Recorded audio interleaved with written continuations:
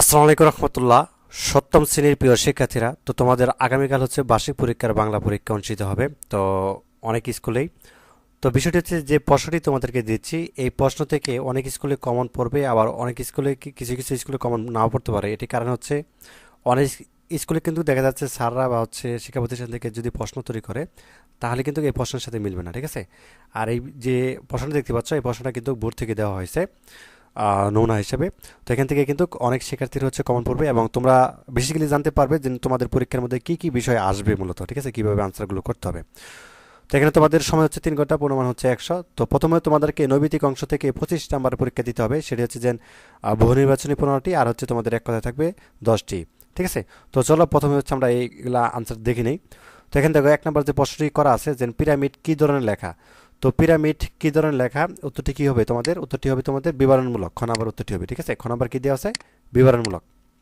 আচ্ছা, তারপর দেখো 2 নাম্বার, আবুর মনে ভয় কেন। ঠিক আছে, আবুর মনে ভয় কেন, এটা কি পড়েছিলা?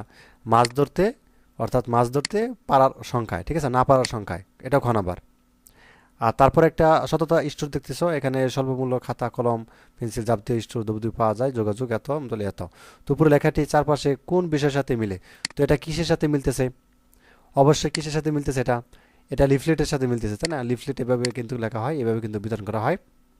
আচ্ছা, তারপর হচ্ছে 4 নাম্বার, যেন কোনটি ক্রিয়াবাচক শব্দ, ঠিক আছে। তো ক্রিয়াবাচক শব্দ কোনটি? তো 4 নাম্বার উত্তরটি কি আছে? করেছি, ঠিক আছে, কি হবে? করেছি, এই গ নাম্বারটা। আচ্ছা, নিচের কিছু কবিতা অংশ দেওয়া আছে, এর আলোকে তোমাদের 5 নাম্বার প্রশ্নটি করা আছে। তো 5 নাম্বার উত্তরটি হবে তোমাদের কি? মাঝি। উত্তরটি কি হবে? 5 নাম্বার মাঝি। যেহেতু তোমরা প্রশ্নগুলো দেখতে পাচ্ছ, আমি শুধু উত্তরগুলো পড়তেছি, ঠিক আছে। আর 6 নাম্বার উত্তরটি কি হবে? 6 নাম্বার আমরা উত্তরটি দেখি, বড় হলে আমি হব খেয়াঘাটের মাঝি। উত্তরটি কি হবে? বড় হলে আমি হব খেয়াঘাটের মাঝি, শেষেরটা গ নাম্বারটা, ঠিক আছে। আচ্ছা, কোনটি অঘোষ ধ্বনির উদাহরণ? 7 নাম্বার উত্তরটি কি হবে? 7 নাম্বার হবে ত, এই যে ত হবে ক নাম্বারটা, ঠিক আছে। আচ্ছা, 8 নাম্বার দেখো, কোনটি উপসর্গ সাধিত শব্দ? ঠিক আছে। 8 নাম্বার উত্তরটি কী হবে? সম্মান। উত্তরটি কী হবে? সম্মান। সম্মানের যে গ নাম্বারটি, ঠিক আছে। নিচের কোনটি জটিল বাক্যের উদাহরণ? তো এখানে বেশ কিছু বাক্য দেওয়া আছে, তাই না? তো 9 নাম্বার উত্তরটি কী হবে? যত দান করবে তত বেড়ে যাবে, যত দান করবে তত বেড়ে যাবে, খ নাম্বার উত্তরটি হবে, ঠিক আছে। আচ্ছা, 10 নাম্বারটি দেখো, আমার মায়ের সোনার নুলক হারিয়ে গেল, কবি বলতে কবি কি বুঝিয়েছেন? ঠিক আছে। তো এখানে 10 নাম্বার উত্তরটি কী হবে? 10 নাম্বার হবে হারানো কি? হারানো ঐতিহ্য, তাই না? হারানো ঐতিহ্য, তো ক নাম্বারটি হবে। আচ্ছা, প্রাচীন বাঙালির কোন দিকে বেশ ঝোঁক ছিল? তো 11 নম্বর প্রশ্নের উত্তরটি হবে তোমাদের সাজসজ্জার। কি হবে? সাজসজ্জার, খ নম্বর উত্তরটি হবে, ঠিক আছে।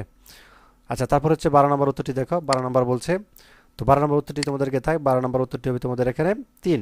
কি হবে? 3, ঠিক আছে। এ বাক্যে কয়টি উপসর্গ শব্দ? 3টি, ঠিক আছে। যে বাক্যটি দেওয়া আছে আর কি।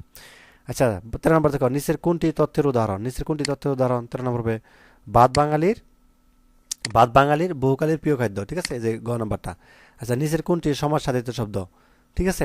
তো 14 নম্বরটা কি হবে? হাতগড়ি। কি হবে? হাতগড়ি, হাতও গড়ি, হাতগড়ি, তাই না? আর নিচের কোনটি বিশেষ শব্দ? 15 নম্বর। তো 15 নম্বর হবে তোমাদের সততা। কি হবে? সততা, এটা কি বিশেষ শব্দ? আচ্ছা, এখন হচ্ছে তোমাদের এক কথায় উত্তরগুলো দিতে হবে 16 থেকে 25 পর্যন্ত, ঠিক আছে। এখানে 10টি শব্দ ইয়ে দিয়ে আছে, প্রশ্ন করা আছে। তো এগুলো কিন্তু এক কথায় তোমাকে মুখস্থ করতে হবে ডাইরেক্ট। যেমন নুলক কবিতাটি কবির কোন কাব্যগ্রন্থ থেকে নেওয়া হয়েছে, এটা তোমার মুখস্থ করতে হবে। কোন কাব্য থেকে নেওয়া হয়েছিল? পাখির কাছে ফুলের কাছে, পাখির কাছে ফুলের কাছে থেকে নেওয়া হয়েছিল, তাই না? তো এটাকে মুখস্থ করবা। এবং 17 নম্বর, মানুষ ও পানির সহাবস্থান তোমার পাঠ্য কোন কবিতার মূল ভাব বলা যায়? তো উত্তরটি কী হবে তোমাদের? ময়নামতির। কি হবে? ময়নামতির চর, ঠিক আছে, 17 নম্বরটা। 18 নম্বর কি? উদাহরণ দেওয়ার আগে কোন চিহ্ন বসে? উদাহরণ দেওয়ার কোন চিহ্ন বসে? কোলন বসবে। উত্তর 18 নম্বর কি হবে? কোলন, ঠিক আছে। আচ্ছা, 19 নম্বরটা, পিরামিড রচনাটি লেখকের কোন কাব্যগ্রন্থ থেকে নেওয়া হয়েছে? মানে কোন তাই থেকে নেওয়া হয়েছে? জলডাঙ্গায়, ঠিক আছে, জলেডাঙ্গায় থেকে নেওয়া হয়েছে 19 নম্বরটা।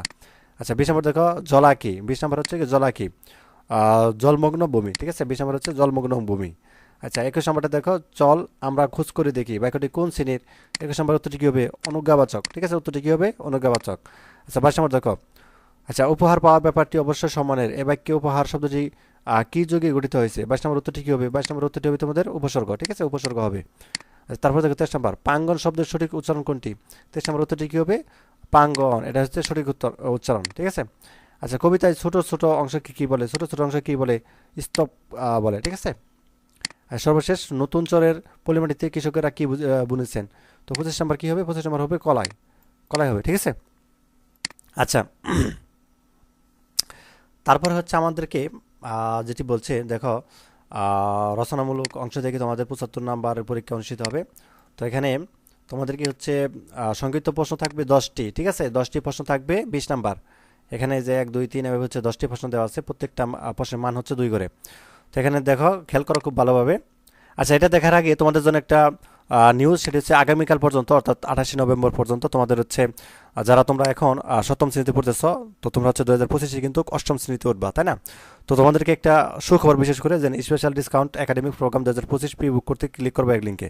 তো আমি এই ভিডিওটির কমেন্টে এবং ভিডিওর ডিসক্রিপশনে একটা লিঙ্ক দিব, এটা হচ্ছে ক্লিক করবা, ঠিক আছে? কীভাবে কী করতে হবে প্রি বুকিংটা করবো সেটা বলতেছি। আর বুকিংটা করলে কি হবে, তুমি পরবর্তী যত কিছুই কিনো না কেন এসিএস ফিউচার স্কুল থেকে বা যে কোনো কোর্স করো না কেন, তোমাকে কিন্তু ডিসকাউন্ট দেওয়া হবে, ঠিক আছে? এই যে এসিএস ফিউচার স্কুল লেখা আছে। তো এখানে কিন্তু 28শে নভেম্বর পর্যন্ত চলবো। আমি বলবো যে আজকে মধ্যে করে ফেলো, ঠিক আছে? এটা যেহেতু কালকের মধ্যে সময় শেষ হবে, এটা কিন্তু আর সময় পাওয়া যাবে না, ঠিক আছে? তো এই লিঙ্কে ক্লিক করবা, এই লিঙ্কে ক্লিক করলে তোমাদের হচ্ছে একটা পেজে নিয়ে যাবে। তো সেখানে যা কী করতে হবে সেটা বলতেছি তোমাদেরকে 1 মিনিটের মধ্যে। তো যদি এখানে ভেরিফিকেশন যায়, যেমন ভেরিফাই ইউ আর উমেন, মানে তুমি মানুষ কিনা এটা ভেরিফাই চাচ্ছে। তো তুমি যেহেতু মানুষ, সবাই হচ্ছে কি এটার মধ্যে ক্লিক করবা, ঠিক আছে? এখানে তোমাদেরকে ক্লিক করতে হবে, একটু আমরা ওয়েট করি, এখানে চলে আসবে ভেরিফাই বিষয়টি। তো যাই হোক, তোমরা যারা এখনই করো নয়, মূলত হচ্ছে প্রি বুকিংটা আমি কিন্তু এর আগে কিন্তু বারবার দেখিয়েছিলাম। তো এখানে ক্লিক করে দিবা, তাহলে আমাদের হয়ে যাবে। তো অবশ্যই করে ফেলবা এটা, ঠিক আছে? যেহেতু সময় খুবই কম, কালকের মধ্যে কিন্তু এটা শেষ হয়ে যাবে। তো তোমাদেরকে এটা করার পরে তোমরা হচ্ছে একটা পেজে নিয়ে যাবে তোমাদেরকে। তো এখানে আমি বোঝাচ্ছি তোমাদেরকে কি করতে হবে।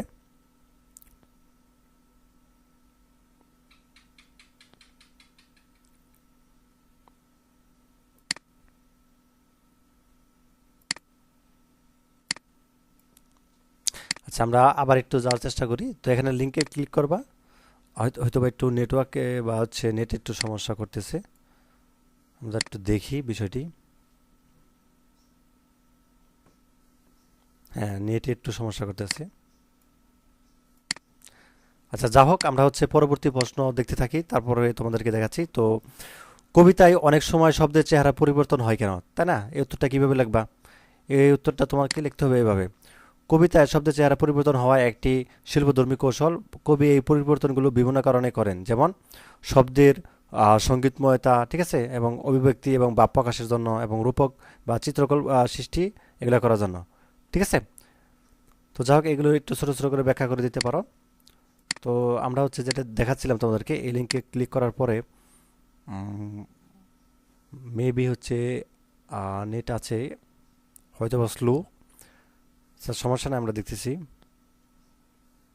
খুব ইজি, একটা ফোন নাম্বার দিয়ে হচ্ছে প্রি বুকিংটা করে ফেলবা। আমি কিন্তু এর আগে কিন্তু বিভিন্ন ভিডিওতে দেখেছি, তোমরা হচ্ছে প্রিভিয়াস ভিডিওগুলো হচ্ছে তোমাদের যে গণিত বিষয়ে যে ক্লাসটা দিয়েছিলাম, ওখানে কিন্তু দেখে নিতে পারো।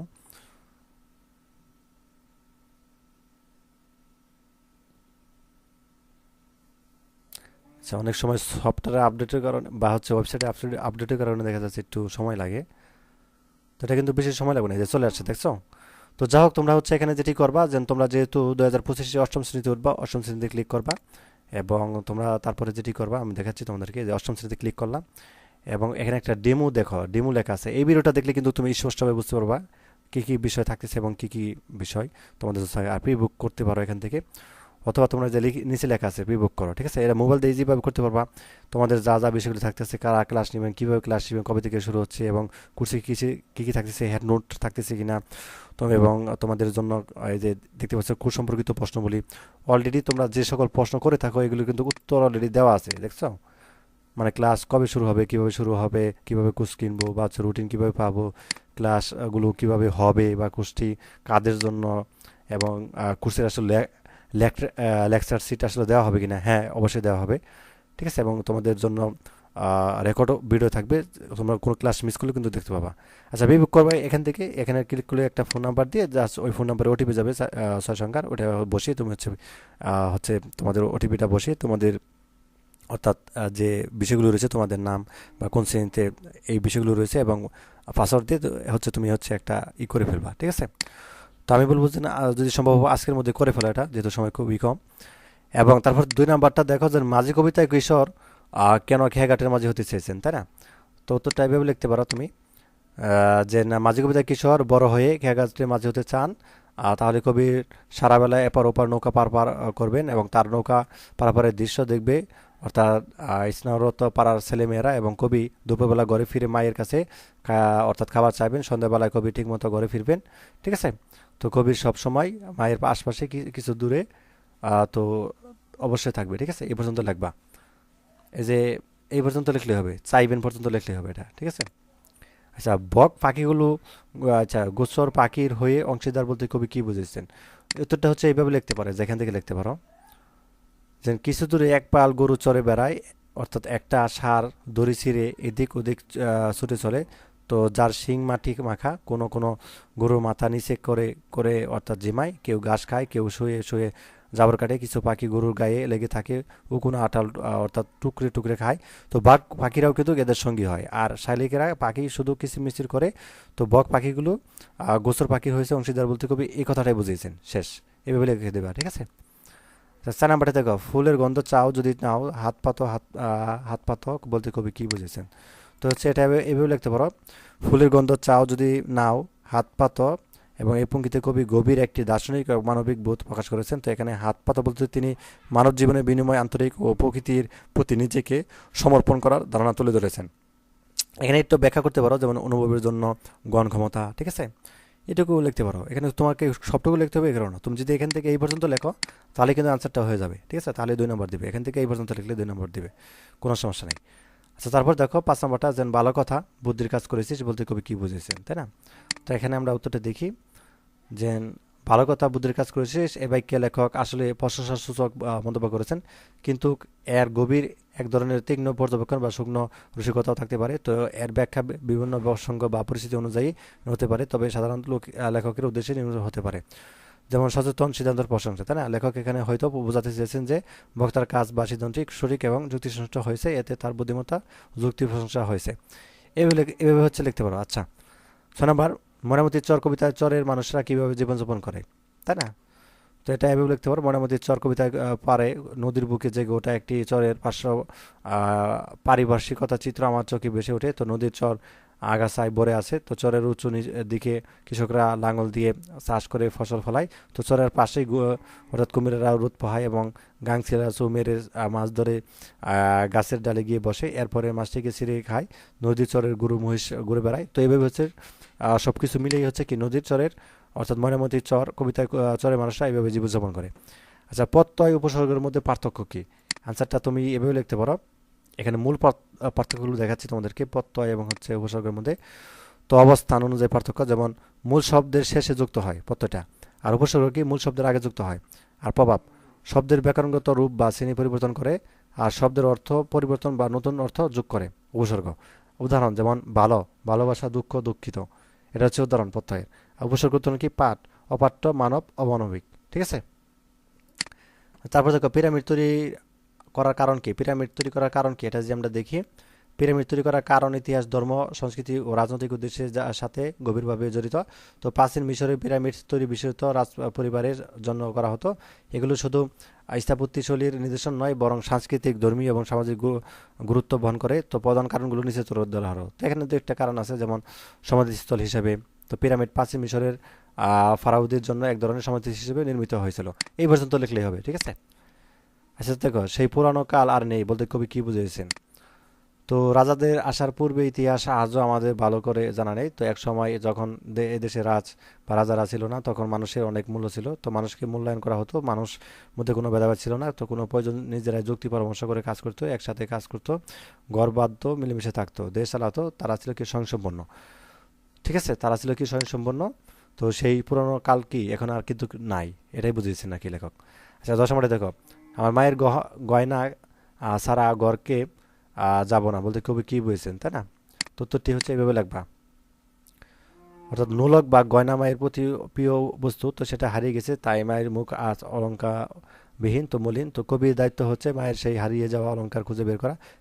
কারণ মায়ের মুখে লাবণ্য আমাকে খুশি করার জন্য গহনা খুবই প্রয়োজন, তাই কবি গয়না ছাড়া ঘরে ফিরে দিতে চান না। আমার ময়না, আচ্ছা, মায়ের গয়না ছাড়া ঘরকে যাব না বলতে কবি এটাই বুঝিয়েছেন।